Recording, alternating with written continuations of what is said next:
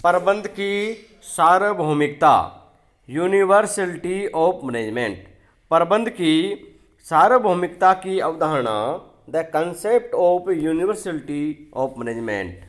प्रबंध एक सार्वभौमिक अवधारणा है तथा इसके सिद्धांतों एवं मूलाधारों का प्रयोग समस्त क्षेत्रों में किया जा सकता है। समस्त क्षेत्रों में किया जा सकता है। टेलर एवं फ्योल दोनों ने इस मत को प्रबंध विकास की प्रारंभिक अवस्था में ही स्वीकार कर लिया था। प्रबंध की सार्वभौमिकता की अवधारणा ये बताती है कि सभी संगठनों, घर, कॉलेज, मंदिर, अस्पताल, क्लब, सरकारी व निजी संस्थान आदि में प्रबंध प्रक्रिया की आवश्यकता होती है तथा सभी प्रबंधकों, उच्च, मध्यम अथवा फोरमैन द्वारा समान प्रकार के प्रबंध के कार्य किए जाते हैं। प्रबंध सभी संगठित क्रियाओं की मूलभूत आवश्यकता है। कार्ल हेल का कथन है कि प्राचीन दार्शनिकों के अधिकार क्षेत्र की भांति समस्त मानव जाति ही प्रबंध का कार्य क्षेत्र है। Like the domain of ancient philosophers, all mankind is management province. ये सच है कि प्रबंध कला विज्ञान की प्रासंगिकता जीवन के सभी क्षेत्रों, सांस्कृतिक, कलाओं, खेलकूद, सेना, चिकित्सा, शिक्षा, वैज्ञानिक अनुसंधान, धर्म, सामाजिक सेवा तथा वाणिज्य व्यापार आदि में समसिद्ध है। इसी प्रकार प्रत्येक देश व अर्थव्यवस्था में संगठनों के प्रबंध की आवश्यकता होती है। मैगिन्सन कहते हैं कि प्रबंध तो प्रबंध ही है, चाहे आप लिस्बन या लंदन में हो अथवा लॉस एंजल्स। इसी प्रकार लॉरेंस एप्ले भी कहते हैं, जो प्रबंध कर सकता है वह किसी का भी प्रबंध कर सकता है। He who can manage anything. थियो हेमन के अनुसार प्रबंध के सिद्धांत व्यापक है।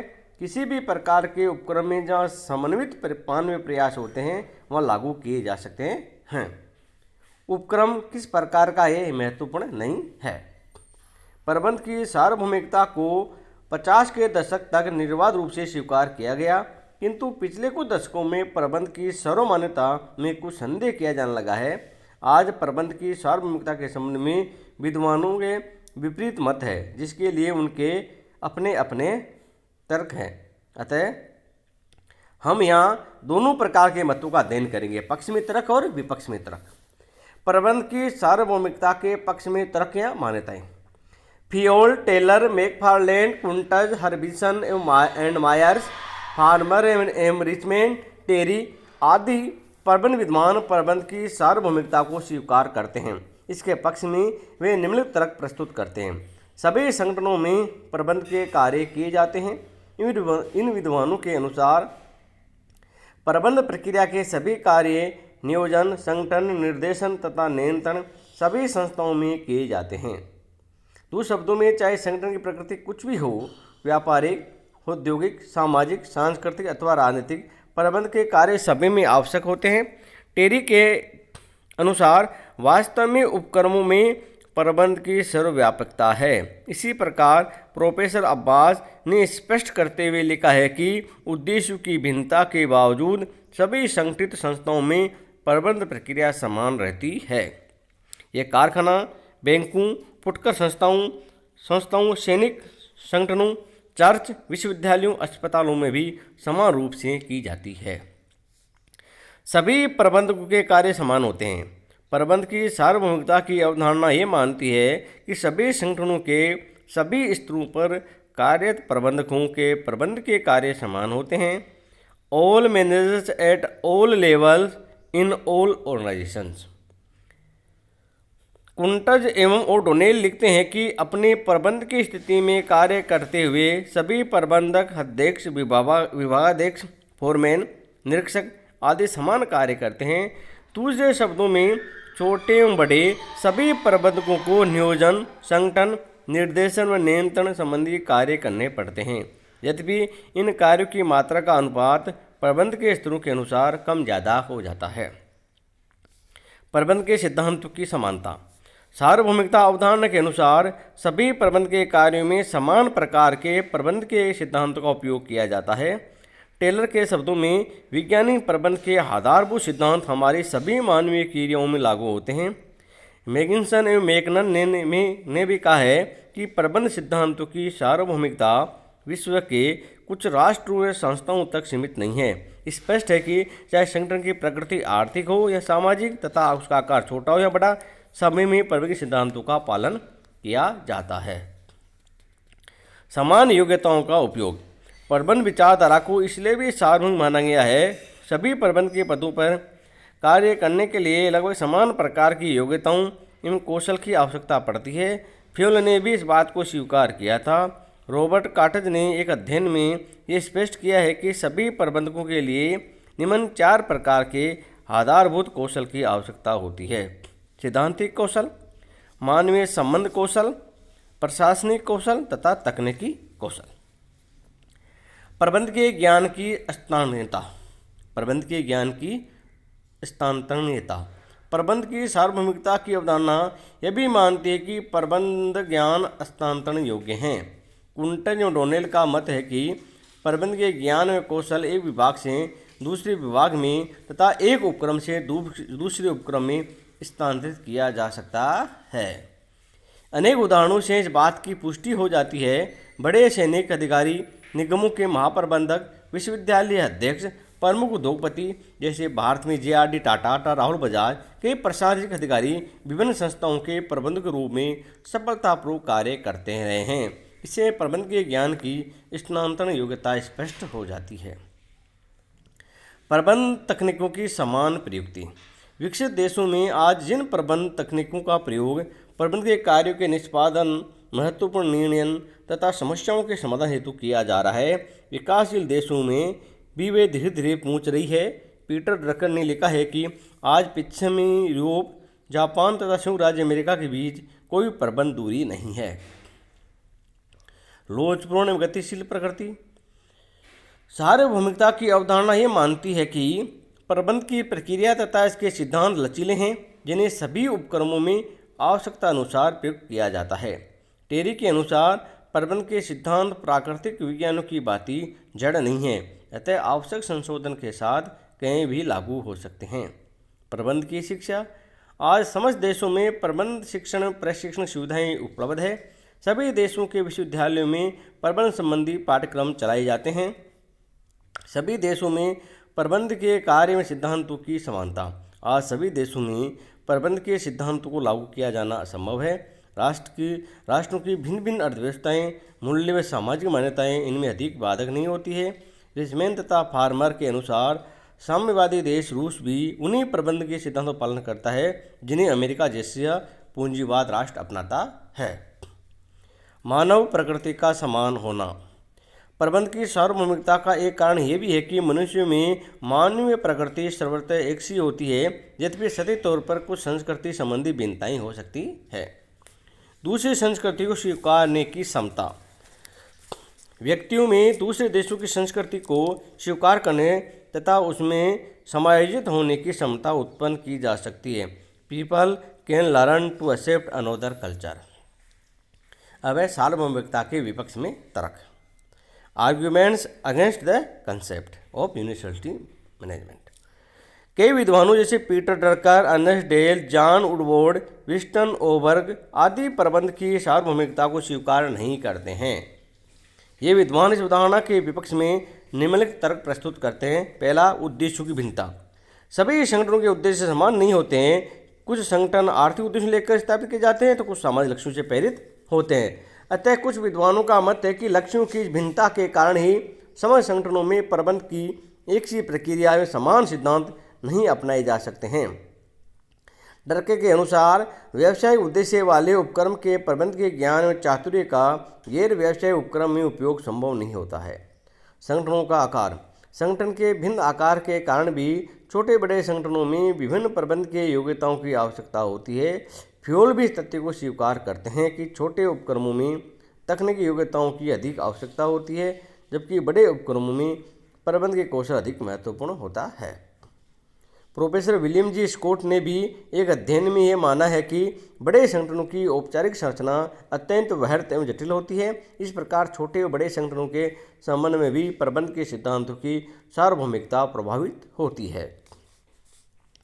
तीसरा तर्क, तकनीकी भिन्नता। प्रत्येक संगठन में प्रयुक्त प्रौद्योगिकी व तकनीकें भिन्न होती है। इससे प्रबंधकों की कार्य प्रणाली भी प्रभावित होती है। तकनीकों की भिन्नता के कारण प्रबंधकों का दूसरे संगठनों में स्थानांतरण हो पाना बहुत ही कठिन हो जाता है। उदाहरण के लिए एक सामान्य संस्था के प्रबंधक के लिए किसी कंप्यूटर कंपनी में कार्य करना कुछ कठिन होता है। चौथा तर्क, विभिन्न क्षेत्रों के संगठनों की भिन्नताएं। सरकारी, निजी, सहकारी तथा संयुक्त क्षेत्र के उपक्रमों की अपनी अपनी विशेषताएं तय सीमाएं होती है। इसी प्रकार पूंजीवादी व समाजवादी अर्थव्यवस्था के उपक्रमों के लक्ष्यों व कार्य प्रणाली में भी कुछ अंतर बने रहते हैं। फलतः प्रबंध की सार्वभौमिकता को सीमित हो जाना स्वाभाविक है। अर्थव्यवस्था के विकास स्तर की असमानता। विभिन्न राष्ट्रों की अर्थव्यवस्था विकास के लिए भिन्न भिन्न स्तर पर होती है। फलतः एक विकसित अर्थव्यवस्था में प्रयुक्त प्रबंध तकनीकों व सिद्धांतों को विकासशील राष्ट्र के संदर्भ में जो कहते हुए क्रियान्वित कर पाना कठिन होता है। छठा तर्क, सांस्कृतिक भिन्नताएं। कुछ प्रबंध विद्वानों की यह मान्यता है कि प्रबंध सांस्कृतिक सीमाओं से बंधा हुआ है। उनका मत है कि जो सिद्धांत निर्णय एक देश की संस्कृति में उपयोगी हो सकते हैं वे किसी दूसरे देश की संस्कृति के साथ समायोजित हो जाए यह आवश्यक नहीं होता। रिचमैन तथा फार्मर लिखते हैं कि यदि किसी देश में सांस्कृतिक, धार्मिक, पारस्परिक मान्यताएं बहुत ही जड़ हो तो वहाँ प्रबंध की आधुनिकतम तकनीक को लागू करना बहुत कठिन होता है। वातावरण से प्रभावित।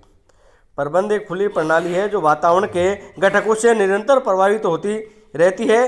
गोजलेन, मैकमिलन तथा ओवर का कथन है कि प्रबंध में सार्वभौमिकता का अभाव है, कारण कि प्रबंध के ज्ञान पर वातावरण तथा सभ्यता का बहुत अधिक प्रभाव पड़ता है।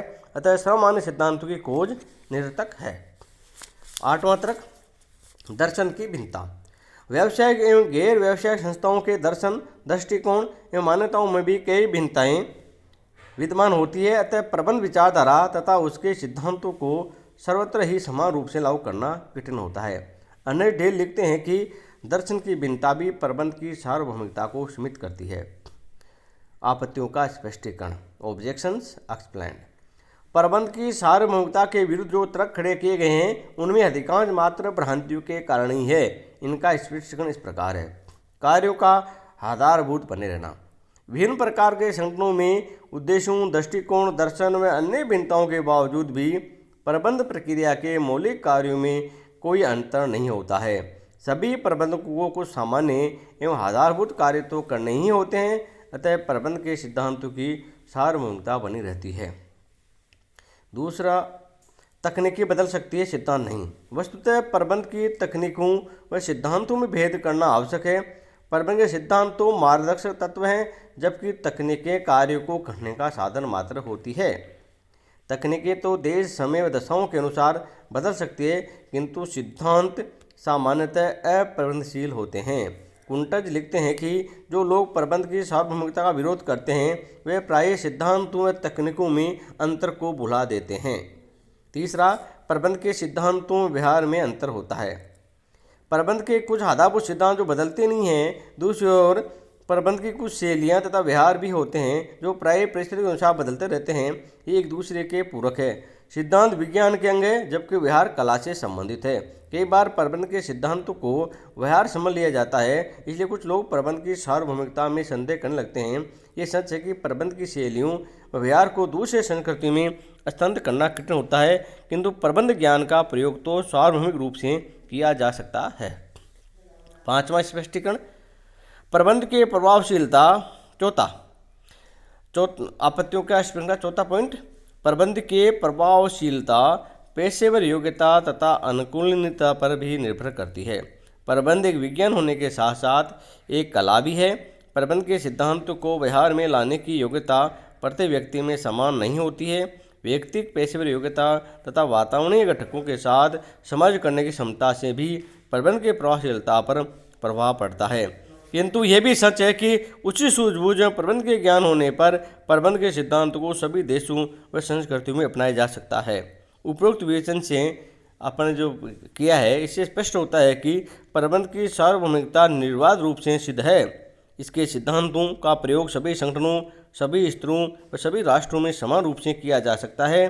प्रबंध के कार्यों की प्रकृति भी सभी संस्थाओं में एक जैसी ही होती है तथा सभी प्रबंधकों में प्रबंध की योग्यता का होना आवश्यक है, किंतु प्रबंध के सिद्धांतों का उपयोग समय दशाओं, विभिन्न राष्ट्रों की संस्कृतियों, सामाजिक मान्यताओं व राजनीतिक वातावरण से अवश्य प्रभावित होता है, किंतु ये भी सच है कि सभी व्यक्तियों में मानवीय प्रकृति एक सी होती है, तब व्यक्तियों को दूसरी संस्कृति को स्वीकार करने के लिए प्रशिक्षित किया जा सकता है। वास्तव में प्रबंध के सिद्धांत एवं ज्ञान समस्त संस्कृतियों से परे हैं, ये किसी विशेष संस्कृति से बंधे नहीं हैं।